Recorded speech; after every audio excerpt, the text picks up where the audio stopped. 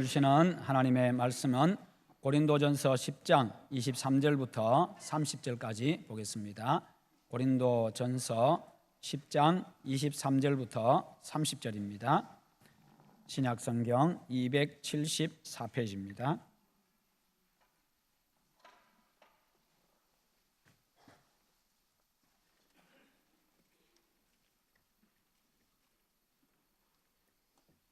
(10장) 23절에서 30절입니다. 제가 먼저 한 절 봉독합니다. 모든 것이 가하나 모든 것이 유익한 것은 아니요 모든 것이 가하나 모든 것이 덕을 세우는 것은 아니니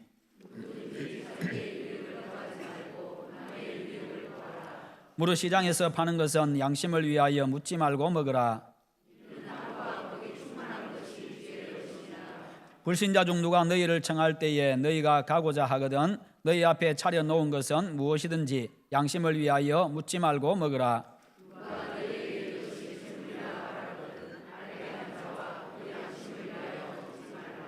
내가 말한 양심은 너희의 것이 아니요 남의 것이니 어찌하여 내 자유가 남의 양심으로 말미암아 판단을 받으리요. 내가 감사하는 것에 대하여 비방을 받으리요. 아멘. 오늘 말씀의 제목 같이 한번 읽어봅니다. 그 이상을 사는 사람들. 아멘. 사람의 삶에는요 몇 가지 종류가 있습니다. 첫째는 저질의 삶입니다. 남의 것을 빼앗고 남에게 해를 끼치는 삶이지요. 그 다음에 평범한 삶이 있습니다. 그저 남에게 해 끼치지 아니하고 폐를 끼치지 아니하고 그냥 그렇게 살아가는 삶입니다. 그리고 좀 수준 높은 삶이 있는데요 도덕적이고 또 정당하고 옳고 합법적인 것을 추구하며 살아가는 삶입니다. 그 다음에 좀 고상한 삶이 있습니다. 그 사람은요 다른 사람의 유익을 구하고 남에게 베풀며 살아가는 사람, 다른 사람을 위해서 사는 삶입니다. 오늘 읽은 성경은요 고린도라고 하는 도시에 복음이 전파되었을 때에 일어난 문제를 다루고 있습니다. 고린도는요 로마 제국의 제2의 도시입니다. 그곳에 원형 경기장이 있고 그 다음에 우상의 신전들이 있고요. 그리고 이 도시는 무역과 상업의 중심 도시입니다. 그러니까 무역과 상업이 아주 활발하게 이루어졌는데 그러다 보니까 그곳에는 아주 돈이 많은 지역이었습니다. 옛날에 여수와 같은 곳, 지나가는 개도 1,000원짜리 안 물고 다니는 그런 여수와 같은 곳, 그런 곳이 바로 이 고린도라고 하는 도시였습니다. 그런데 이곳에는 우상 숭배가 아주 심했습니다. 우상의 신전들이 많이 있고요. 이러한 도시에 예수 그리스도의 복음이 전파가 되어졌고 교회가 세워졌습니다. 그러자 한 가지 심각한 문제가 발생했는데 우상에게 제사한 음식을 먹을 수 있느냐 없느냐, 바로 이 문제 때문에 교회 안의 성도들 간에 논쟁이 벌어지게 된 겁니다. 왜냐하면 그들 가운데 먹는 사람도 있었고 먹지 않은 사람도 있었기 때문에 그렇습니다. 당시 고린도에서는요 우상에게 제사를 지낼 때에 많은 양의 음식을 준비했습니다. 소를 잡으면 한 마리에서 20마리씩 그렇게 소를 잡고요, 돼지를 잡으면 4마리부터 시작해 가지고 50마리씩 그렇게 잡습니다. 그러니까 이 재물이 넘쳐납니다. 고기가 넘쳐납니다. 이 우상에게 제사를 지내고 난 다음에 이 음식을 처리하는데 굉장히 어려움을 겪습니다. 그러다 보니까요 자연스럽게 이 제사 음식을 판매하는 그런 시장이 형성되게 된 겁니다. 그래서 이 우상에게 바친 제사 음식은요 아주 싸게 판매를 했습니다. 경제적으로 어려운 사람들은 또 그곳에 가서 또 그 음식을 사다 먹고요, 그리고 돈을 제작하기를 원하는 사람들도 역시 그곳에 가서 사 먹기도 하고 그렇게 했는데 그들 가운데 고린도 교회 성도들이 있었다는 겁니다. 그래서 이 성도들 사이에는 우상 제물 먹는 문제 때문에 서로 논쟁이 벌어진 겁니다. 이제 갓 복음을 받아들인 그들에게는요 참으로 심각한 문제였지요. 그러다 보니까 바울이 편지를 써가지고 4가지로 그들에게 교훈을 내주는데, 첫째는요 8장 4절 이하에서 아주 일반적인 원칙을 이야기합니다. 그러면서 우상은 세상에서 아무것도 아니며 라고 이야기합니다. 우상은 세상에서 아무것도 아니다, 그냥 사람들이 만든 것에 불과하다 하는 것입니다. 그렇게 이야기함으로써 그냥 먹어도 된다라고 하는 그런 이야기를 해줍니다. 둘째는 그러나 신당에서, 그들의 신전에서 이교도들과 함께 우상의 제사 지내는 그들과 함께 음식을 먹는 것은 우상 숭배에 해당되기 때문에 금했습니다. 먹으면 안 된다라고 했습니다. 셋째는 시장에 파는 것입니다. 시장에서 판매하는 것은 괜찮다고 이야기를 하는데 이미 상품화된 것이기 때문에 유래를 물어볼 필요가 없다는 겁니다. 이것이 어디서 난 물품이냐고 물어볼 필요가 없이 그냥 사다 먹으면 된다는 겁니다. 네 번째는 27절과 28절에서 이야기하는 대로 불신자의 집에 초청받아서 갔을 경우입니다. 초청을 받았는데 너희들이 만약에 가고자 하거든, 그 초청에 응하고자 하거든, 그곳에 가서 그 주인이 나를 초청하신 분이 음식을 준비해 가지고 차려주면 이 음식이 우상에게 바친 것인지 아닌지 그런 거 물어보지 말고, 유래를 물어보지 말고 그냥 차려주니까 그냥 먹으라는 것입니다. 이처럼 바울은 우상에게 바친 제물 문제를 취급하면서요, 이교도들과 함께 그 신전에서 함께 먹는 것 외에는 다 먹을 수 있다고 그렇게 가르쳤습니다. 그러나 그것이 전부가 아니라는 겁니다. 거기서 끝나는 게 아니었습니다. 우리 28절과 29절을 같이 한번 읽어보겠습니다. 28절과 29절입니다. 시작. 누가 너희에게 이것이 제물이라 말하거든 알게 한 자와 그 양심을 위하여 먹지 말라. 내가 말한 양심은 너희의 것이 아니요 남의 것이니 어찌하여 내 자유가 남의 양심으로 말미암아 판단을 받으리요. 아멘. 불신자 집에 초청받아서 갔을 경우에는 그냥 묻지 말고 그냥 다 먹을 수 있다는 겁니다. 그런데 여기 아주 중요한 한 가지 예외 규정을 두고 있습니다. 누군가가 그 음식이 우상에게 바쳐진 제물이라고 이야기를 해주는 사람이 있으면 먹지 말라. 그런데 그것은 당신의 양심이 아니라 당신의 양심으로는 얼마든지 먹을 수 있다. 그러나 그 사람은 그것이 거리끼기 때문에 내가 그리스도인인 줄 알고 혹시 이거 먹어도 되느냐, 우상에게 바쳐진 건데, 그렇게 이야기해 주는 사람이 있으면 그 사람의 양심은 먹으면 안 된다는 그런 생각을 가지고 있는 사람이기 때문에 그 사람의 양심을 위해서 먹지 말라라고 그렇게 이야기를 하고 있습니다. 나를 위해서가 아니라 그 사람을 위해서 먹지 말라는 겁니다. 여기서 바울이 강조하는 것은요, 내 양심이 아니라 우상 제물을 먹으면 안 된다고 생각하는 바로 그 사람을 배려해 주라는 겁니다. 여기 아주 중요한 가르침이 있는데요, 그것은 바로 정당성의 문제, 원칙의 문제, 옳고 그름의 문제가 아니라 바로 덕의 문제라는 것입니다. 정당성과 원칙과 옳고 그름, 이 기준으로 행동하는 것이 아니라, 그리스도인은 이 기준에 따라서만 절대적으로 행동하는 것이 아니라 그것을 넘어서 덕의 기준으로 판단하고 행동하는 것이 그리스도인이다, 그 말입니다. 세상 사람들이 생각하는 그 기준과 우리의 기준이 달라야 된다는 것이고 행동의 기준이 달라야 된다는 겁니다. 결국 본문은요, 우상 제물이라고 하는 이 소재를 가지고 덕의 문제를 가르치고 있는 겁니다. 그래서 오늘 본문이 강조하는 것은 지식이 아니라 사랑을 이야기하고 있고요, 정당성과 원칙과 옳고 그름의 문제를 이야기하는 것이 아니라 덕의 문제를 이야기하고 있는 겁니다. 우상 제물에 대한 우리 나름대로의 지식이 있고 신념이 있지만 그 지식과 신념만을 주장하면은 교만에 빠지게 됩니다. 그러나 다른 사람을 배려해 주는 사랑은요, 덕을 세우게 됩니다. 그 이상의 아주 차원 높은 덕을 세우게 되는 것입니다. 우상의 제물이라도 이러이러한 경우는 먹을 수 있다는 그것만 계속 주장하면요, 교만에 빠지기가 쉬운 겁니다. 내 신념과 내 지식으로는 그 음식의 유래를 물어볼 필요 없이 먹을 수 있다고 판단되지만 믿음이 약한 어떤 그리스도인이 그것이 우상에게 바친 제물이기 때문에 먹지 않는 것이 좋다라고 그렇게 말한다면 그 사람을 위해서라도, 그 사람의 신앙과 그 사람의 양심을 위해서라도 먹지 않아야 된다는 겁니다. 그래서 바울은 8장 1절에서 이렇게 이야기합니다. 우상의 제물에 대하여는 우리가 다 지식이 있는 줄 아나. 우상 제물에 대해서 우리가 다 지식이 있다. 이러이러한 경우는 먹어도 되고 이런 경우는 먹지 않아야 된다. 지식이 있다. 그러나 2절에서 만일 누구든지 무엇을 아는 줄로 생각하면 아직도 마땅히 알 것을 알지 못하는 것이요 라고 했습니다. 내가 아는 그것만 주장하게 되어지면 정말 중요한 것, 그 이상의 것을 놓치게 되고 그 이상의 것을 모르는 사람이다, 그 말이에요.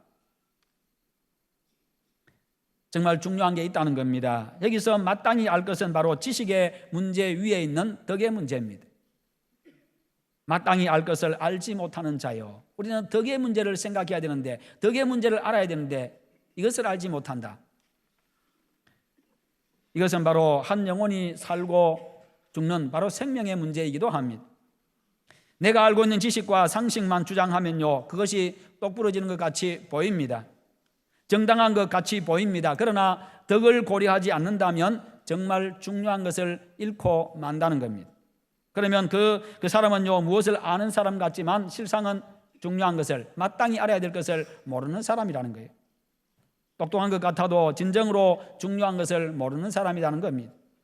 당시 고린도 교회 신자들은요 우상은 아무것도 아니다, 그리고 모든 것은 하나님이 주셨기 때문에 먹을 수 있다라고 생각을 했습니다. 맞습니다. 그러나 그 지식만 주장하면 교만의 죄에 빠지게 되고 또 결국에는요 다른 사람을 정죄하게 되어집니다. 자기가 판단자가 되고 심판자가 되고 그 사람을 정죄하게 되어집니다. 그러나 그 주장을 접고 믿음이 약한 다른 사람의 양심을 배려해주는 사랑은요 덕을 세우게 됩니다. 그러면 그곳에서 회복이 일어납니다. 그곳에서 성장이 일어납니다. 그곳에서 생명이 살아납니다. 우리는 바로 그것을 생각하며 살아가는 사람들. 이런 측면에서요 본문은 지식과 상식, 그리고 원칙과 정당성, 옳고 그름만을 절대시하지 아니하고 우리에게 그 이상을 요구하고 있는 겁니다. 그리스도인은 바로 그 이상을 사는 사람이어야 하기 때문입니다. 인간의 삶 속에는 자유의 영역이라고 하는 것이 있습니다. 자유의 영역이 다 있습니다. 우리 인간의 삶 속에는 자유의 영역, 그 누구도 간섭할 수 없는 영역이 있습니다. 그 누구도 규제할 수 없는 영역이 있습니다. 내가 어떤 색깔의 옷을 입느냐 누구도 규제할 수 없습니다. 법으로 규제할 수 없고요, 누구도 그것을 제지할 수 없습니다. 그것을 제지하게 되어지면요, 간섭하고 제지하게 되어지면 그것은 월권행위입니다.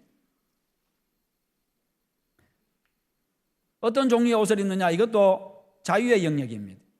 내가 오른손으로 밥을 먹느냐 왼손으로 밥을 먹느냐, 오른손으로 글자를 쓰느냐 왼손으로 글자를 쓰느냐, 이것도 역시 자유의 영역입니다. 누구도 간섭할 수 있는 영역이 아닙니다. 누구도 규제할 수 있는 영역이 아닙니다. 그냥 자유롭게 할 수 있습니다. 옛날에 잘못된 사상 때문에 그것을 제지하고 규제한 적이 있었지요. 부모님들 왼손으로 쓰면은 야단치고요, 매로 때리기도 하고, 또 왼손으로 쓰는 사람 보면 복 나간다고 이야기하고, 그러면서 오른손으로 글자를 쓰고 오른손으로 밥 먹을 것을 강요한 시대가 있었습니다. 그러나 요즘에 어떻습니까? 그때는 그게 절대 진리 같았는데 요즘에 어때요? 왼손 쓰는 거를 요즘에는 더 이렇게 권장하고 있습니다. 왼손잡이가 또 머리가 좋다고 또 그런 이야기도 하고.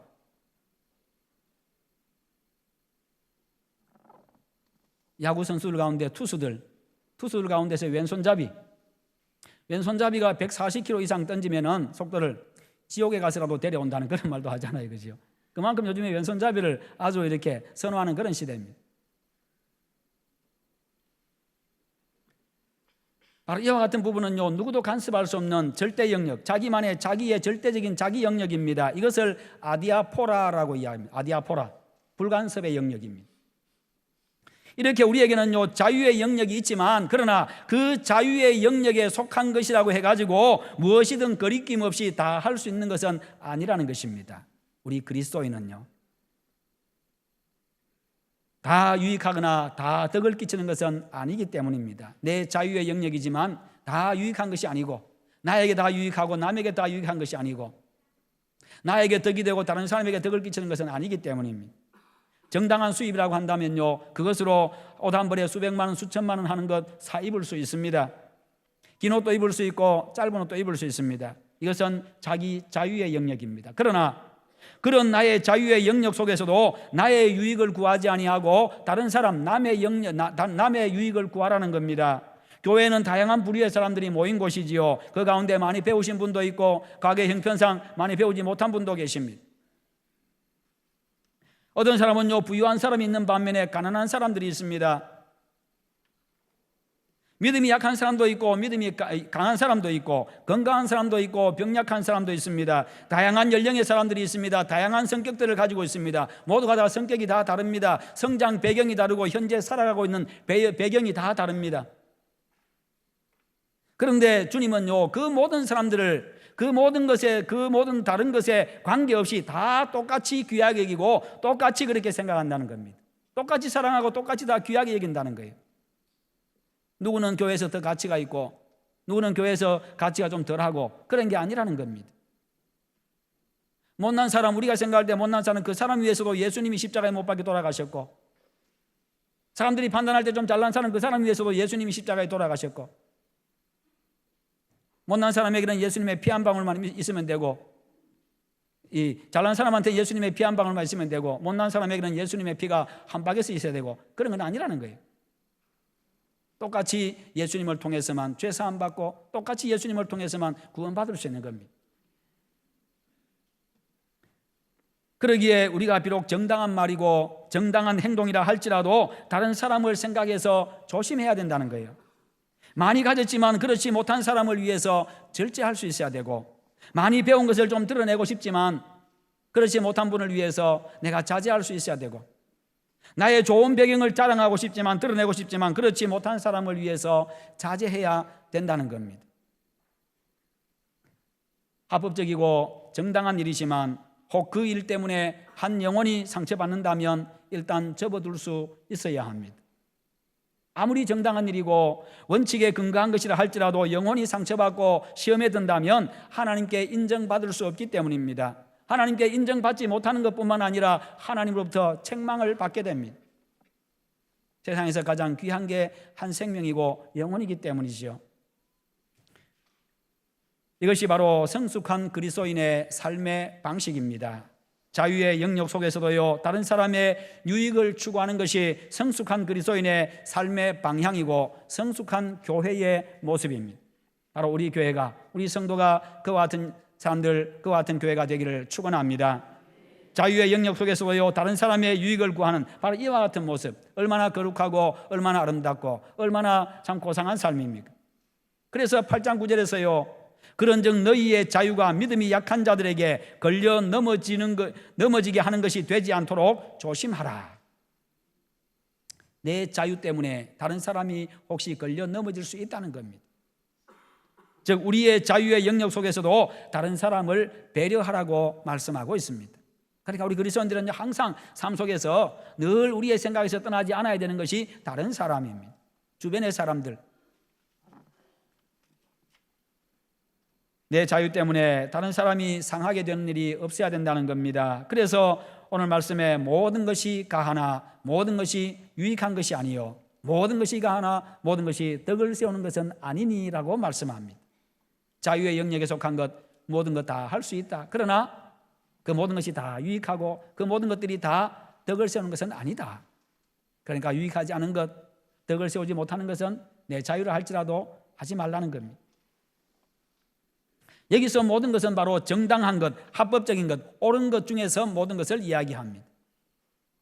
많은 성도들이 우리가 부당한 일은 할 수 없지만 정당한 일이라면 무엇이든지 할 수 있다라고 생각을 합니다.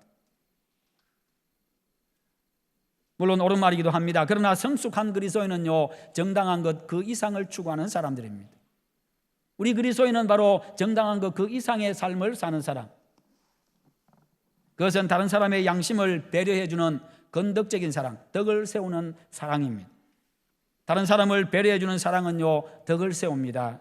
이것이 하나님의 교회를 출입하는 성숙한 그리스도인들의 자세인 것입니다.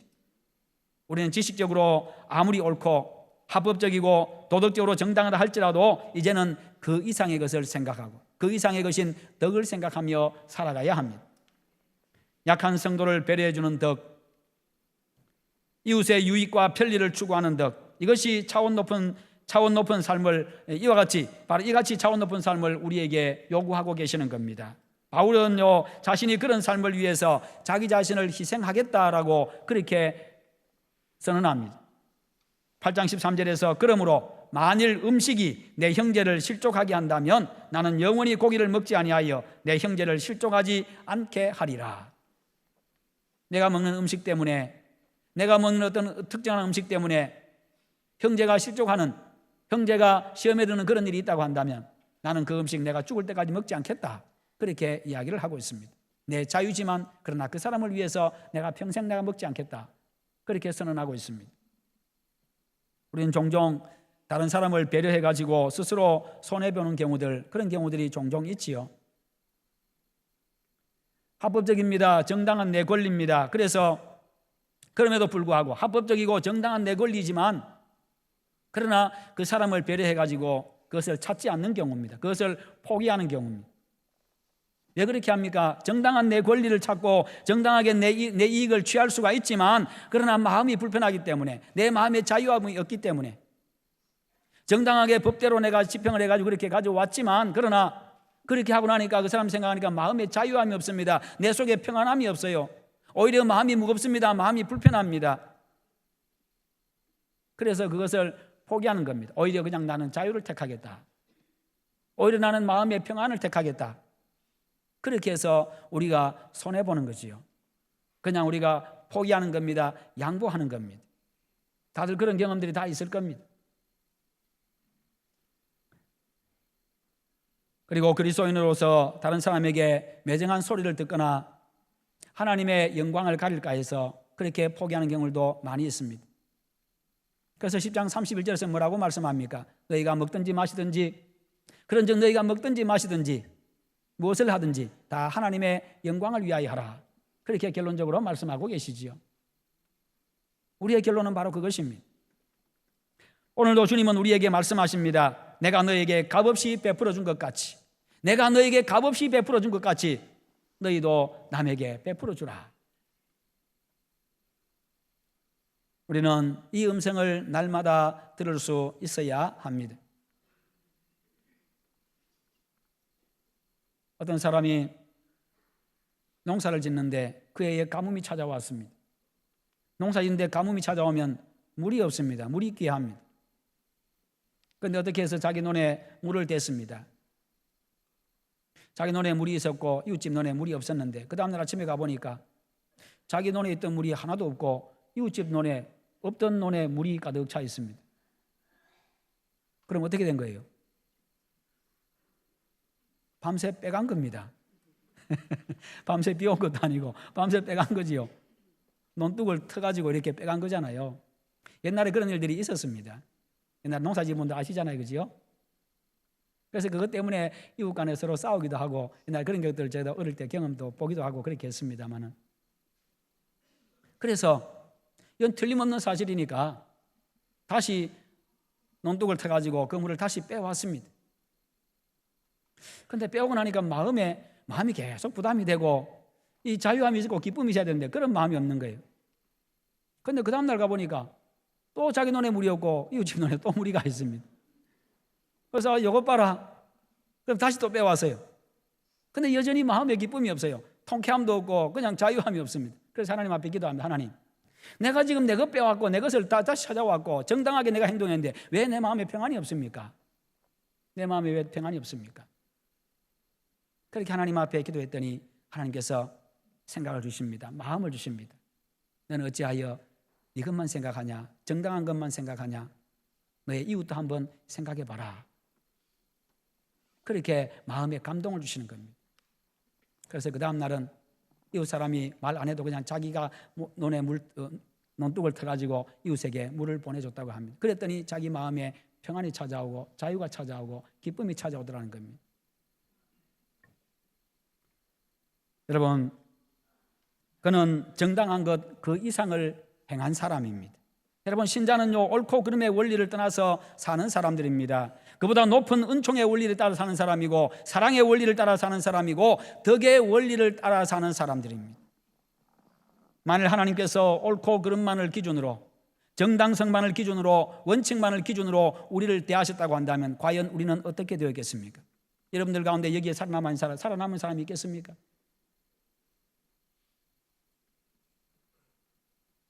이 사실을 기억하고 언제나 은총의 원리 안에서 덕을 세우며 살아가는 여러분들 되시기를 축원합니다.